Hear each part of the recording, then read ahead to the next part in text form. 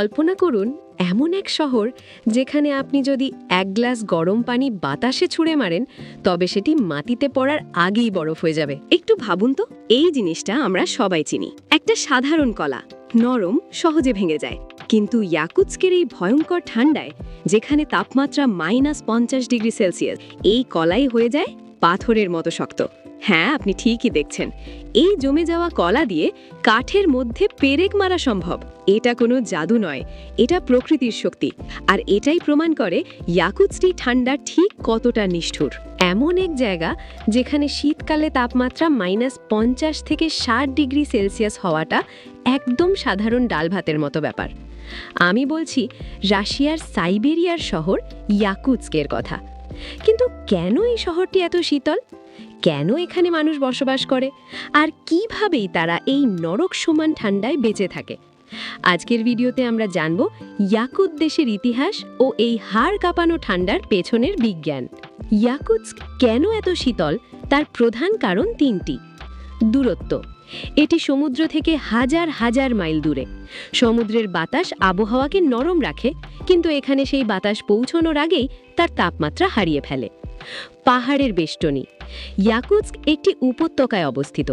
এর চারপাশের পাহাড়গুলো প্রশান্ত মহাসাগর থেকে আসা সামান্য উষ্ণ বাতাসকেও আটকে দেয়, ফলে ওপর থেকে ভারী শীতল বাতাস নিচে এসে জমা হয় এবং সেখানে আটকা পড়ে যায়। সাইবেরিয়ান হাই, শীতকালে এখানে একটি বিশাল উচ্চচাপ বলয় তৈরি হয়। আকাশ একদম মেঘমুক্ত থাকে, ফলে মাটির যা একটু তাপ থাকে তাও সরাসরি মহাকাশে চলে যায়। এখন প্রশ্ন আসে, এত ঠান্ডায় মানুষ গেল কবে?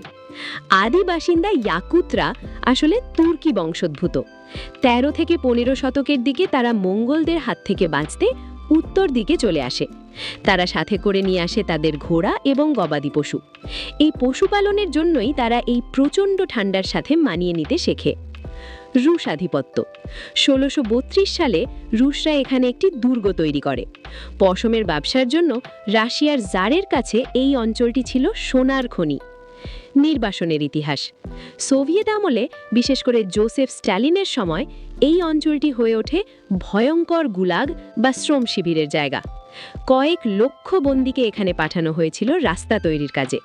এখানকার সবচেয়ে বিখ্যাত কোলাইমা হাইওয়েকে বলা হয় দ্য রোড অফ বোনস বা হাড়ের রাস্তা, কারণ এই রাস্তা বানাতে গিয়ে যে হাজার হাজার শ্রমিক ঠান্ডায় মারা গিয়েছিল তাদের কবর দেওয়া সম্ভব হয়নি, বরং রাস্তার নিচেই তাদের দেহ চাপা দেওয়া হয়েছিল।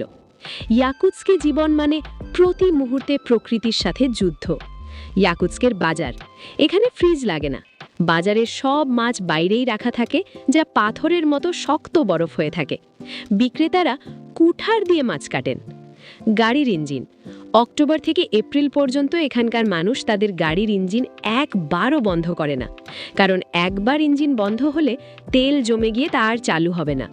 অনেকে গাড়ি রাখার জন্য হিটেড গ্যারেজ ব্যবহার করেন।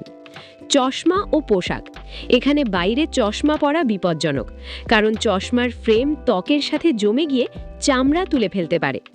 মানুষ কয়েক স্তরের পশমি পোশাক পরে বাইরে বেরোয়। পার্মাফ্রস্ট, এখানকার মাটি 12 মাসই বরফে থাকে, তাই ঘরবাড়ি সরাসরি মাটির ওপর বানানো যায় না। মাটির গভীরে খুঁটি গেঁথে তার উপর বাড়ি বানানো হয়, যাতে ঘরের গরমে নিচের বরফ গলে গিয়ে বাড়িটি ধসে না যায়। অবাক করার মতো বিষয় হলো, ইয়াকুৎস্কে কিন্তু শুধু শীতই থাকে না। এখানে গ্রীষ্মকালে তাপমাত্রা কখনো কখনো 30 থেকে 35 ডিগ্রি সেলসিয়াসে উঠে যায়, অর্থাৎ এক বছরে তাপমাত্রার পার্থক্য প্রায় 100 ডিগ্রি। গ্রীষ্মকালে চারদিকের বরফ গলে যায়, চারদিকে কাদা তৈরি হয় এবং প্রচুর মশা জন্মায়। এই চরম আবহাওয়া পৃথিবীর আর কোথাও দেখা যায় না। ইয়াকুৎস্ক আমাদের শেখায় মানুষ কতটা প্রতিকূলতায় টিকে থাকতে পারে। এটি কেবল একটি শহর নয়, এটি মানুষের সাহসিকতা এবং প্রকৃতির একটি চরম খেয়ালের মিলনস্থল। আপনি কি কখনো এমন ঠান্ডায় এক রাত কাটাতে চাইবেন? কমেন্টে আমাদের জানান। ভিডিওটি ভালো লাগলে লাইক দিন এবং এমন আরও মিস্টিরিয়াস ভিডিও দেখতে সাবস্ক্রাইব করুন। ধন্যবাদ।